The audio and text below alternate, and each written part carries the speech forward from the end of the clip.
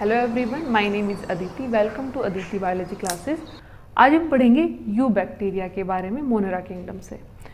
You bacteria means true bacteria, वो bacteria जो actual में जो ट्रू कैरेक्टरिस्टिक्स हैं बैक्टीरिया के वो शो करते हैं। आर्की बैक्टीरिया इनसे थोड़ी एडवांस फॉर्म मानी जाती है, हमने पहले के लेक्चर में डिस्कस कर लिया था। तो जो यू बैक्टीरिया हैं इनकी जो सेल वॉल होती है वो काफ़ी रिजिड होती है और मेनली इसमें म्यूरामिक एसिड का कंपोजिशन होता है, म्यूरिन भी जिसको बोला जाता है। और अलग अलग बैक्टीरिया में थोड़ा सा वेरी भी कर सकता है, किसी किसी में से कंपोजिशन वाइज ही क्या कर सकता है, थोड़ा थोड़ा वेरी कर सकता है। शॉर्ट फॉर्म में आप याद रखना चाहें तो NAM NAG सीक्वेंस बनी हुई होती है, कभी कभी वेरी भी कर जाती है। सेल वॉल जो है उसकी इंपॉर्टेंस क्या है कि जो सेल वॉल है इसको एक प्रोटेक्टिव लेयर प्रोवाइड करती है, साथ में इसके ऊपर जो पर्टिकुलर रिसेप्टर वगैरह प्रेजेंट होते हैं वो भी यहीं पे प्रेजेंट होते हैं। साथ में जो सेल वॉल होती है उसके सराउंडिंग में ये कुछ सिक्रीशन भी रखते हैं जिसको ग्लाइकोकैलिक्स टाइप का स्ट्रक्चर आप मान सकते हो, जिसकी वजह से इनकी शाइनी अपीयरेंस भी होती है अलग अलग कॉलोनी की। इसके अलावा इनमें जो एंडोस्पोर फॉर्मेशन है जो एक्सट्रीम कंडीशन में पाई जाती है उसमें भी सेल वॉल का काफ़ी रोल होता है। नेक्स्ट है फ्लैजेला।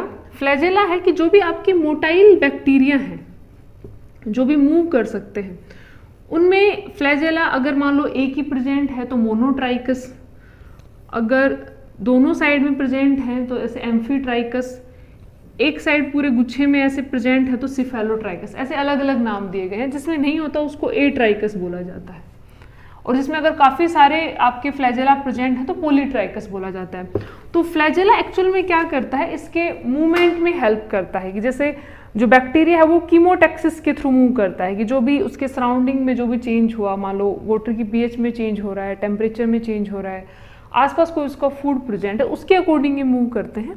तो जो फ्लैजेला है उसी मूवमेंट में क्या करता है, इनको हेल्प करता है। नेक्स्ट दूसरा क्लासिफिकेशन में भी हेल्प करता है। सबसे पहले हम डिस्कस करेंगे साइनोबैक्टीरिया के बारे में। साइनोबैक्टीरिया वो हैं जो मेनली आपके अपना खाना खुद बना सकते हैं, फोटोसिंथेटिक ऑटोट्रोफ की फॉर्म में पाए जाते हैं, कीमो ऑटोट्रोफ की फॉर्म में भी पाए जाते हैं। फोटोसिंथेटिक की फॉर्म में समझ सकते हो कि जो लाइट की प्रेजेंस में अपना फूड बनाते हैं, क्लोरोफिल A D इनमें प्रेजेंट होता है, मेनली क्लोरोफिल A यूनिवर्सल है। और इसके अलावा जो कीमो ऑटोट्रोफ हैं वो जैसे नाइट्रोजन फिक्सेशन में इन्वॉल्व होते हैं, अमोनियम वगैरह बनाते हैं, नाइट्रोजन को यूज़ करते हैं। इसके अलावा पर्पल सल्फर बैक्टीरिया भी होते हैं जो आपके पर्टिकुलर किसी केमिकल को यूज़ करते हैं, सल्फर को मेनली यूज़ करते हैं। तो साइनोबैक्टीरिया जो है इसको आप ऑब्जर्व कहाँ कर सकते हो, जैसे अगर आप इसको सिंपल ऑब्जर्व करना चाहें तो कोई भी जैसे आपके आसपास कोई पॉन्ड का रीजन होता होगा तो कभी कभी वहाँ पर क्या होता है कि जो ग्रीन कलरेशन होता है वो एक्सेस में दिखाई देता है। एक तो एल्गल ब्लूम होता है, काफ़ी सारी एल्गी होती है, साथ में उसमें नाइट्रोजन के जो आपके कंपाउंड है जैसे NO3 है, NO2 है, जो नाइट्रेट की फॉर्म है वो काफ़ी ज़्यादा होती है। कैसे, जैसे हमारे घर के आसपास कोई पॉन्ड है या फील्ड एरिया के आसपास कोई पॉन्ड है तो वहाँ पे यूरिया काफ़ी यूज़ किया जाता है आपकी पर्टिकुलर क्रॉप प्रोडक्शन को इंक्रीज करने के लिए। साथ में जो ह्यूमन एक्सक्रीटा है उसमें भी यूरिन और जो आपका फीकल मैटर है उसमें भी आपके नाइट्रोजन कंटेनिंग कंपाउंड काफ़ी सारे होते हैं। अब जब भी बारिश वगैरह होती है या जैसे भी ड्रेनेज सिस्टम है ये सारा वाटर कहाँ जाता है, पास के पॉन्ड में, तो वहाँ पर नाइट्रेट का लेवल क्या होगा, ज़्यादा। नाइट्रोजन जो है वो हमारी एयर का काफ़ी बड़ा कंपोजिशन है, लेकिन इसको हम नॉर्मली फिक्स नहीं कर सकते, ना हम ना प्लांट, इसको सिर्फ बैक्टीरिया ही फिक्स कर सकते हैं। तो अब अगर मान लो कोई एनवायरनमेंट ऐसा है जहाँ पे लिमिटिंग फैक्टर खूब सारा है, नाइट्रोजन नॉर्मली जो प्लांट को नहीं मिलती, एल्गी को नहीं मिलती फिक्स फॉर्म में, वो यूरिया की फॉर्म में ट्रांसफर होकर जा रही है, फील्ड में से जो भी सोयल साथ में ट्रांसफर होकर जा रहा है उसमें यूरिया साथ में प्रेजेंट है, तो धीरे धीरे पॉन्ड में नाइट्रोजन का लेवल क्या हो जाएगा, ज़्यादा।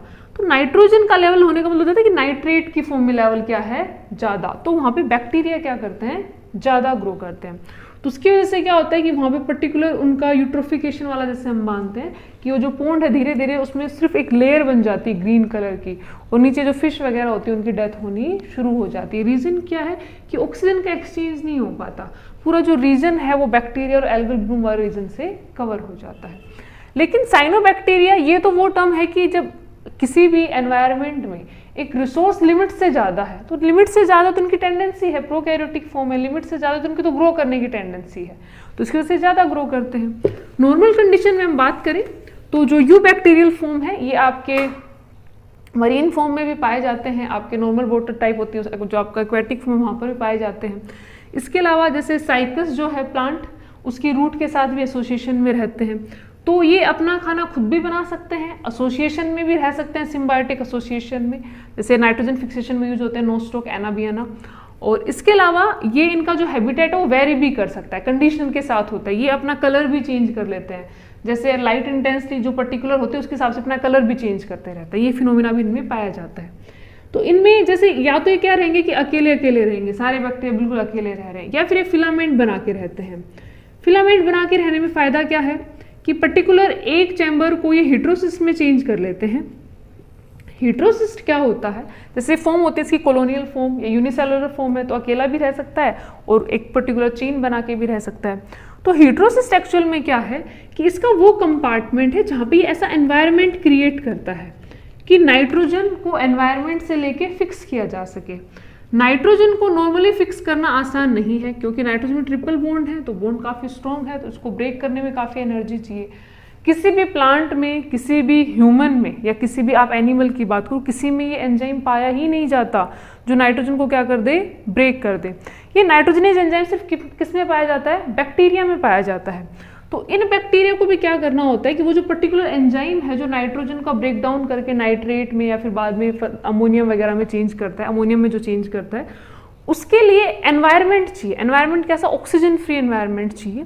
तो मेनली ये क्या कोशिश करते हैं, जो इनका हेटेरोसिस्ट कंपार्टमेंट होता है वहाँ पे मिनिमम ऑक्सीजन रखते हैं, ताकि वहाँ पर क्या रह सके, वो पर्टिकुलर एंजाइम रह सके नाइट्रोजनेज, और ये नाइट्रोजन को अमोनियम आयन में, अमोनिया में क्या कर सके, चेंज कर सके।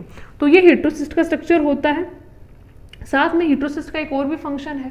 मान लो अब साइनोबैक्टीरिया किसी पॉन्ड में ग्रो कर रहा है, अच्छी उसको वहाँ पर फूड रिसोर्स मिला हुआ है, मान लो एकदम से कंडीशन चेंज हो गई, ड्रास्टिक कंडीशन आ गई, तो ये हेटेरोसिस्ट एक और फंक्शन भी करता है, क्योंकि हेटेरोसिस्ट में जेनेटिक मटेरियल तो होता है, बाकी सारा ये एंजाइम से ही कवर होता है, मतलब एंजाइम का अमाउंट इसमें क्या होता है, ज़्यादा। तो जैसे ही कंडीशन थोड़ी सी ऐसी हार्श होना शुरू होती है, ये एंडोस्पोर में चेंज हो जाता है और एक नई जनरेशन बनाने के लिए स्पोर बनाना शुरू कर देता है। तो हेटेरोसिस्ट के दोनों फंक्शन है, एक तो क्या करना, नाइट्रोजन को फिक्स करना एनवायरनमेंट से नाइट्रोजन लेके, और साथ में अगर कंडीशन एक्सट्रीम हो गई तो एंडोस्पर्म फॉर्मेशन में भी ये हेल्प करता है। नेक्स्ट एक टर्म है कीमोसिंथेटिक ऑटोट्रोफ। कीमोसिंथेटिक ऑटोट्रोफ का मतलब है केमिकल को यूज कर सकते हैं, जैसे डिफरेंट केमिकल जो सराउंडिंग में प्रेजेंट है, जैसे नाइट्रोजन वगैरह प्रेजेंट है, आयरन प्रेजेंट है, सल्फर प्रेजेंट है, उनको यूज करके ये एटीपी सिंथेसाइज कर सकते हैं। तो ये मोड भी है, और साथ में फोटो ऑटोट्रोफिक भी है, लाइट को यूज करके भी अपना खाना बना सकते हैं। तो आप ऐसे देखें तो काफी वर्सेटाइल हैं ये, कि नाइट्रोजन को भी फिक्स कर सकते हैं, अपना खाना खुद भी बना सकते हैं, किसी के साथ एसोसिएशन में भी रह सकते हैं, और अगर एक लिमिट से ज़्यादा फूड सोर्स है तो काफ़ी अमाउंट में रिप्रोड्यूस भी कर सकते हैं। तो इसमें आप नोस्टोक, एनाबियाना एग्जाम्पल याद रख सकते हैं। इसके अलावा जैसे आपके काफ़ी सारे और भी नाइट्रोजन फिक्सिंग बैक्टीरिया हैं, जैसे राइजोबियम वगैरह है, आपका बेजरिंकिया वगैरह है, क्लोस्ट्रीडियम है, ये भी आपके नाइट्रोजन फिक्सिंग बैक्टीरिया होते हैं।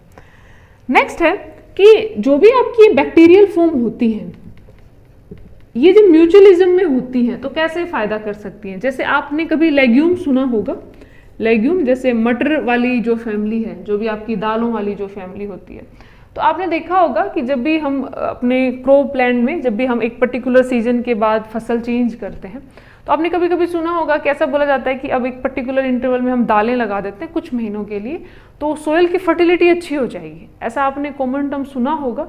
तो उसमें क्या होता है कि फर्टिलिटी इंक्रीज होने का मतलब क्या है कि जो भी आपके लेग्यूम प्लांट होते हैं वो एसोसिएशन में रहते हैं, किसके साथ, आपके पर्टिकुलर नाइट्रोजन फिक्सिंग बैक्टीरिया के साथ। होता क्या है कि ये प्लांट है, इसकी जो रूट है वो एक ऐसा केमिकल सिक्रीट करती हैं कि जो भी सोयल में बैक्टीरिया है, फ्री लिविंग बैक्टीरिया होते हैं, वो उनको अट्रैक्ट करती हैं अपनी तरफ, ऐसे केमिकल सिक्रीट करती हैं। तो अब वो बैक्टीरिया अट्रैक्ट होके कहाँ जाता है, रूट के पास, और फिर रूट उनको सारे रिसोर्सेज प्रोवाइड करती है, पूरा रास्ता बनाने में हेल्प करती है, सब कुछ होता है, और फिर नोड्यूल बनने शुरू हो जाते हैं इसमें। ये आपका नाइट्रोजन फिक्सेशन वाले चैप्टर में थोड़ा और डिटेल में है।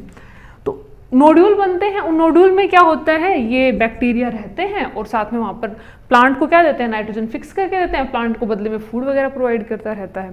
तो ये दोनों एसोसिएशन में रहते हैं। तो जब भी एक पर्टिकुलर फसल के बाद अगर दालों की फसल लगा ली जाए, दालें वगैरह उगा ली जाए शॉर्ट टाइम के लिए, तो आपकी जो भी भूमि सोयल है उसकी जो फर्टिलिटी रेट होती है वो काफ़ी ज़्यादा हो जाती है, उर्वरा शक्ति क्या हो जाती है उसकी काफ़ी अच्छी हो जाती है। तो ये भी उसका सिग्निफिकेंस है। नेक्स्ट है आपका एंटीबायोटिक्स, जैसे आपकी काफ़ी सारी एंटीबायोटिक्स भी हैं, जैसे नियोमाइसिन है, क्लोरमपेनिकोल वगैरह है, ये सब हमें किन से ऑब्टेन होती हैं, आपकी स्ट्रेप्टोकोकस की जो फर्दर सब स्पीसीज है उससे ऑब्टेन होती है। इसके अलावा पैथोजेनिक, तो अभी तक तो हमने थोड़ा डिस्कस किया कि ये कैसे एनवायरनमेंट में रहते हैं, इनका स्ट्रक्चर कैसा है और कैसा ये अपना फूड वगैरह बनाते हैं। पैथोजेनिक का मतलब है कि कैसे ये दूसरे ऑर्गेनिज्म को हार्म भी करते हैं। अब इनकी टर्म में देखा जाए तो ये अपना एक मोड ऑफ न्यूट्रिशन अपना रहे हैं, हीटरोट्रोफिक मोड ऑफ न्यूट्रिशन है, किसी की बॉडी के अंदर ग्रो करेंगे या किसी की बॉडी के ऊपर फीड करेंगे, जैसा भी इनका मेथड है। लेकिन हमारे लिए, दूसरे एनिमल के लिए क्या हो सकते हैं, ये हार्मफुल हो सकते हैं। कैसे हार्मफुल हो सकते हैं, जैसे नॉर्मल है, टाइफाइड हो जाता है, साल्मोनेला टाइफी से होता है, बैक्टीरियल डिजीज है, लेप्रोसी हो जाता है, कोड जो होता है वो भी आपके किससे होता है, बैक्टीरियल डिजीज होती है। इसके अलावा आपकी जैसे टेटनस वगैरह है, वो भी बैक्टीरियल डिजीज है। तो काफ़ी सारी बैक्टीरिया जो होते हैं ना, पैथोजेनिक जो फॉर्म है, वो भी नेचर में एग्जिस्ट करती हैं। इनका सिग्निफिकेंस क्या है, वो क्या है कि इनकी टर्म में तो क्या है कि इनको फूड मिलता है, ज़्यादा से ज़्यादा इनके जितने होस्ट होंगे उतना इनका सर्वाइवल का चांस ज़्यादा होगा, जितना ब्रॉड स्पेक्ट्रम में इसका होस्ट पाया जाएगा उतने ज़्यादा सर्वाइव करेंगे, इनकी पॉपुलेशन क्या होती रहेगी, ग्रो। नेचर की टर्म में समझे तो एक्चुअल में पॉपुलेशन कंट्रोल करने का काम करते हैं डिफरेंट ऑर्गेनिज्म का। तो इसी वजह से जो पैथोजेनिक फॉर्म है, हम अपनी टर्म में इनको हार्मफुल मान सकते हैं, लेकिन नेचर की टर्म में देखा जाए तो पर्टिकुलर पॉपुलेशन को कंट्रोल करने का काम करते हैं। जैसे वायरस हैं, बैक्टीरिया हैं, फंगस हैं, ये जब एक नॉर्मल कंडीशन में रहते हैं तो कभी कभी होता है कोई हार्म नहीं करते, लेकिन जैसे कंडीशन इनके फेवर में होती है, नुकसान पहुंचाना भी शुरू कर देते हैं। जैसे आप इसको कैसे समझें, अगर हम ह्यूमन की बात करें तो हमारी बॉडी के अंदर भी काफ़ी सारे माइक्रोब्स रहते हैं, हमारे माउथ रीजन में भी काफ़ी सारे माइक्रोब्स रहते हैं। नॉर्मली ये कोई इफेक्ट नहीं करते, एक कमेंसल की तरह रहते हैं। कमेंसल के मतलब होता है कि एक ही टेबल पर खाना, मतलब हम जो खाना खाएंगे हमारे साथ ये खाना खा लेते हैं, लेकिन हमें कोई नुकसान नहीं पहुंचा रहे हैं। लेकिन अगर कंडीशन जब इनके फेवर में जाना शुरू होती है कि पर्टिकुलर हमारे माउथ में फिर लगातार वैसी कंडीशन बनी रह रही है जो इनके लिए बहुत फेवरेबल है, फिर जैसे आपके टूथ रीजन में कैविटी वगैरह जो हो जाती है, जो आपको होता है ना कि ब्लैक कलर के कैविटी बननी जो शुरू हो जाती है, वो इनकी वजह से होती है। इनेमल जो रीजन होता है उसको डाइजेस्ट करना शुरू कर देते हैं, तो इस टाइप के भी हैं। इसके अलावा जो गट रीजन है, जो ह्यूमन गट है, कुछ तो आपके ऐसे हैं जो स्टमक वाले रीजन में भी होते हैं और कुछ किस में पाए जाते हैं, इंटेस्टाइन रीजन में पाए जाते हैं। तो स्टमक रीजन में तो वो पाए जाते हैं जिनमें एसिड का कोई इफेक्ट नहीं होता, उनका सिग्निफिकेंस अभी नहीं पता। इंटेस्टाइन में बैक्टीरिया, अच्छे बैक्टीरिया भी होते हैं, हमारे लिए काफ़ी सारे विटामिन वगैरह बनाने में और काफ़ी सारे आपके आयंस के अब्जॉर्प्शन में हेल्प करते हैं। जैसे विटामिन B12 है, इसको कोई ऑर्गेनिज्म नहीं बना सकता सिवाय बैक्टीरिया के, ना कोई प्लांट बना सकता है, ना कोई एनिमल की सेल प्रोड्यूस करते हैं। हमारे अंदर इसका एंजाइम ही नहीं है, वो जीन ही नहीं है जो विटामिन B12 बना दे, इसके लिए हम इन पे डिपेंडेंट हैं। तो उस कंडीशन में ये हमें काफ़ी सारी होता है ना कि एक इम्यूनिटी भी प्रोवाइड करते हैं। इम्यूनिटी कैसे, जैसे जब आपकी बॉडी में कोई माइक्रोफोना फ्लोरा रहता है तो उससे क्या होता है कि आपकी बॉडी लगातार एक्टिवेट होती रहती है, वो लगातार ऐसे केमिकल सिक्रीशन आपके ब्लड में डालते रहते हैं कि आपका इम्यून सिस्टम बूस्टअप होता रहता है। और जैसे मान लो आपने कभी देखा हो कोई बहुत ज़्यादा एंटीबायोटिक खाता है या कोई पर्टिकुलर टाइम बहुत ज़्यादा टाइम से बीमार है, तो आपने देखा उसका डाइजेशन धीरे धीरे थोड़ा वीक होना शुरू हो जाता है। उसका रीज़न क्या है कि जो उनके नेचुरल माइक्रोब्स हैं जो उनकी इंटेस्टाइन में रहने चाहिए वो क्या हो जाते हैं, खत्म हो जाते हैं। साथ में इकोलाई का मैंने आपको कल थोड़ा सा बताया था कि इकोलाई कैसे नॉर्मल आपके इंटेस्टाइन में रहता है, फिर कंडीशन जब उसके फेवर में जाना शुरू होती है, आपकी इम्यूनिटी कम होती है तो फिर वो इफेक्ट करना शुरू कर देते हैं। तो एक तरीके से आप ऐसे समझें कि आपका जो इंटेस्टाइन है वो एक कल्चर है, किसका, माइक्रोफ्लोरा फोना का, मतलब उसके अंदर आपके काफ़ी सारे माइक्रोब्स रहते हैं और उन माइक्रोब्स में भी हमेशा लड़ाइयाँ चलती रहती हैं, किसके बीच में, अच्छे बैक्टीरिया के बीच में, गुड बैक्टीरिया के बीच में और बैड बैक्टीरिया के बीच में।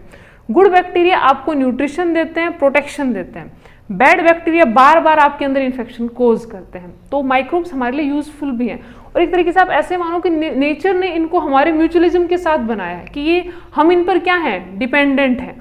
उसी वजह से आपके जो भी इंटेस्टाइन में बैक्टीरिया पाए जाते हैं, अगर उनकी पॉपुलेशन में कोई इफेक्ट होता है, उनका कुछ नंबर कम होता है, तो डायरेक्ट किससे रिलेट होगा, ह्यूमन हेल्थ से भी रिलेट होगा।